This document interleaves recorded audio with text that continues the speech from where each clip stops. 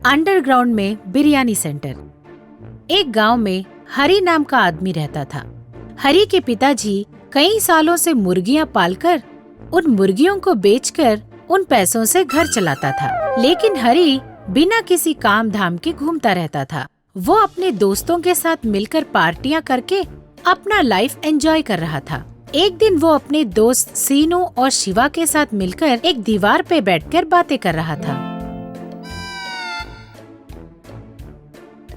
अरे ये लाइफ ना बहुत बोरिंग हो गई है। छी, अच्छा इतना बुरा क्या हो गया तेरे साथ? और क्या होना है? मेरी उम्र तो देख कितने साल हो गए, अभी तक अपने दोस्तों के साथ ही बैठा हूँ। जिंदगी में एक लड़की तो आनी चाहिए। हाँ, जिंदगी सत्यानाश हो जाएगी। वैसे भी हमसे बात करने के लिए तुझे कौन बोल रहा है? जा अपने घर जाकर एक जगह कोने में बैठ जा। गाँव की औरतें आएंगी, उनके साथ बातें कर लेना। ऐसा बोलते ही शिवा जोर से हंसने लगा। ये देखकर बहुत हो गया हंसी मजाक। ऐसा कितने देर बैठे रहेंगे? कुछ करना है या नहीं? है क्यों नहीं? चाय वाले को 1400 रुपए देने हैं, जाके भर दे। हम लोगों ने 1400 रुपए की चाय पी ली। दिन में 10 बार चाय पीते हैं, इतना बिल तो होता है। अरे यार, आज मुझे ना चिकन खाने का मन कर रहा है और मुझे पैराडाइज में बिरयानी खाने का। मैंने कभी बताया तुझे? चुपचाप बैठा हूँ ना। जब मन कर रहा है तो बताया क्यों नहीं? खाने का मन करे तो खा लेना चाहिए। तेरा क्या है यार, तू तो बड़ी बड़ी बातें करता है। पैसे वाला है ना। अबे ओ, तुझे अभी बिरयानी खाना है कि नहीं? हाँ, चिकन बिरयानी। तो चलो खा कर आते हैं। ऐसा सोचकर तीनों एक बाइक पर बैठकर शहर जाकर बिरयानी खाकर वापस घर लौट रहे होते हैं कि रास्ते में एक पुलिस इनकी गाड़ी को रोकता है। ट्रिपल राइडिंग गुनाह है, जानते नहीं? चलो फाइन भरो। अरे सर, आपने लगता है ढंग से देखा नहीं। हम 3 लोग राइड नहीं कर रहे, मैं अकेला ही गाड़ी चला रहा हूँ। वो लोग बस मेरे पीछे बैठे हुए हैं। अच्छा ये बात है, तो स्टेशन चलो। तुम तीनों पर चढ़कर मैं राइड करूँगा। कांस्टेबल, इन्हें जीप में चढ़ाओ। ऐसा बोलकर उन्हें जीप से स्टेशन ले जाकर उनकी खूब पिटाई की। सुबह तीनों घर पहुँचे। अरे यार, क्या मारा उन्होंने। अरे जितना भी मारे ना, पुलिस लोग बहुत महान हैं। क्यों बे? उनके जोर जोर से मारने पर भी चोट नहीं दिखाई देते, इसीलिए महान है। ऐसा बोल रहा था कि हरी आकर बोला, अरे चोट दिखाई ना दिए, लेकिन मेरे पिताजी को पता चल गया कि हम कल स्टेशन गए थे। उन्होंने मुझे खूब गालियाँ दी। अरे उन्हें कैसे पता चल गया यार? उस स्टेशन का कांस्टेबल मेरे पिताजी का दोस्त है, उसी ने फोन करके बताया। तो फिर क्या कहा उन्होंने? और क्या कहता? बोला कि कल से चुपचाप आकर मुर्गियों का व्यापार देखो। बेकार घूमना बंद नहीं किया तो तुझे टुकड़े टुकड़े कर उन मुर्गियों को खिला दूंगा। अच्छा तो तू जाएगा? जाना तो पड़ेगा ही, चलता हूँ। ऐसा बोलकर वो वहाँ से सीधे अपने पिताजी के मुर्गियों के व्यापार के पास पहुँचा। वहाँ उसके पिताजी प्रभाकर, आ गए तुम? आज से इन मुर्गियों को तुम्हें ही देखभाल करनी होगी, ध्यान से। ऐसा बोलकर वहाँ से चला गया।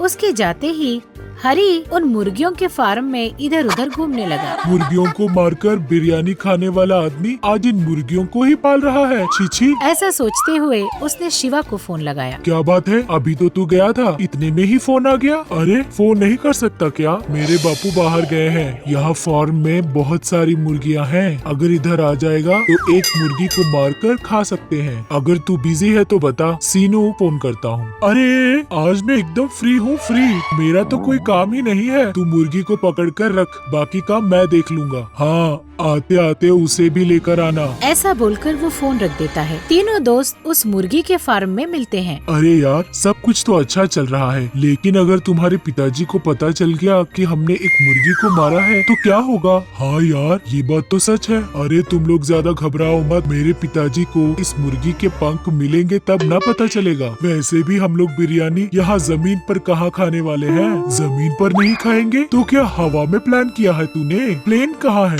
हवा में नहीं, जमीन के अंदर प्लान किया है। क्या? जमीन के अंदर? You mean underground? हाँ, इस फार्म के पीछे मैंने अंडरग्राउंड में सब प्लान किया है। हम जितनी भी मुर्गियाँ काट कर खा ले, पिताजी को पता ही नहीं चलेगा। चलो चलो। ऐसा बोलते हुए उन लोगों को लेकर फार्म के पीछे अंडरग्राउंड में लेकर गया। वहाँ खाना बनाने की सारी चीजें रखी हुई थी। ये देखकर अरे यार, सेटअप तो एकदम बढ़िया है। चल जल्दी जल्दी बिरयानी बनाते हैं। ऐसा सोचकर तीनों मिलकर चिकन बिरयानी बनाकर खा लेते हैं। इस तरह वो हर रोज एक मुर्गी को काटकर अंडरग्राउंड में जाकर बिरयानी बनाकर खाया करते थे। एक दिन जब वो तीनों अंडरग्राउंड में बिरयानी खा रहे थे तो प्रभाकर भी फार्म आकर देखता है।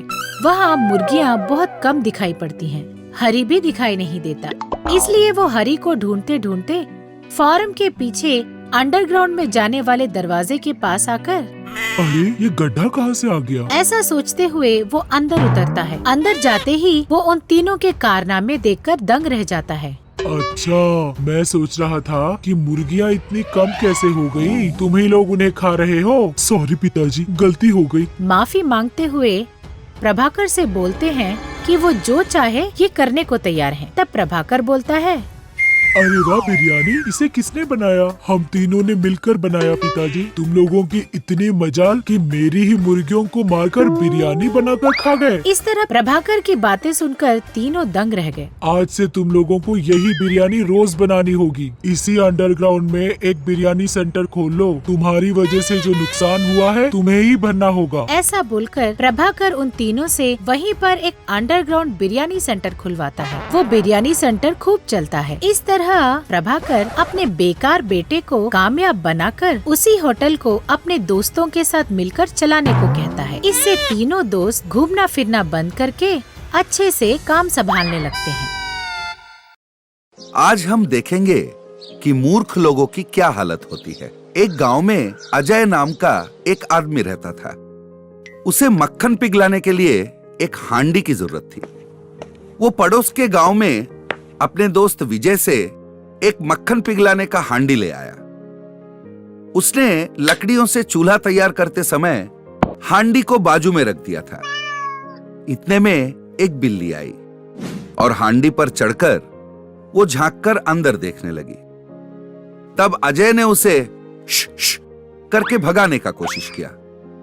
उसके हाथ हिलाने से उसका हाथ हांडी को लग गया।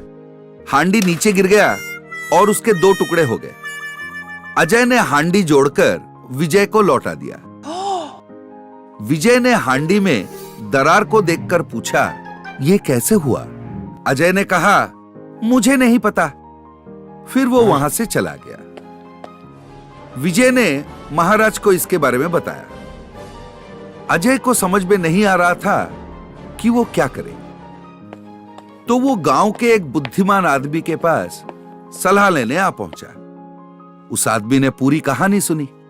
फिर उसने कहा, इस पूरी घटना का कोई गवाह नहीं है। इस आधार पर मैं तुम्हें अपनी ओर से लड़ने के लिए 3 सलाह देता हूं। पहली, तुम जब यह हांडी लेकर गए थे उसमें पहले से ही दरार थी, समझ गए? दूसरी सलाह, तुम्हारे हांडी लौटाने के बाद शायद उसमें दरार आई हो। अच्छा। और तीसरी सबसे अच्छी सलाह कि तुमने विजय से हांडी ली ही नहीं थी। वैसे तो हांडी की कीमत 25 पैसे थी, पर उस आदमी के दिए हुए सलाह के कारण अजय ने उसे 1 रुपया दिया और वापस चला गया। अगले दिन राजा ने कार्यवाही शुरू की। अजय ने राजा से कहा, मैंने जब हांडी ली थी महाराज, तभी उसमें दरार पड़ी हुई थी। और सच कहूं तो शायद मेरे हांडी लौटाने के बाद उस हांडी में दरार पड़ गई हो महाराज। और ये दोनों भी नहीं तो एक आखिरी बात बताता हूं, मैंने विजय से हांडी ली ही नहीं थी। ये सुनने के बाद, तुम झूठे हो अजय, तुम्हें 2 रुपया जुर्माना भरना पड़ेगा विजय को। अजय ने सोचा, मैंने तो एक बुद्धिमान व्यक्ति की दी गई सलाह को इतनी अच्छी तरह से याद किया था और राजा को सुनाया भी, फिर भी मुझे 2 रुपए का जुर्माना क्यों भरना पड़ा? वो जुर्माना भर के वहां से चला गया। दादा टीवी। इस तरह के कई और मनोरंजक और ज्ञानवर्धक कहानियों के लिए बने रहिए हमारे साथ।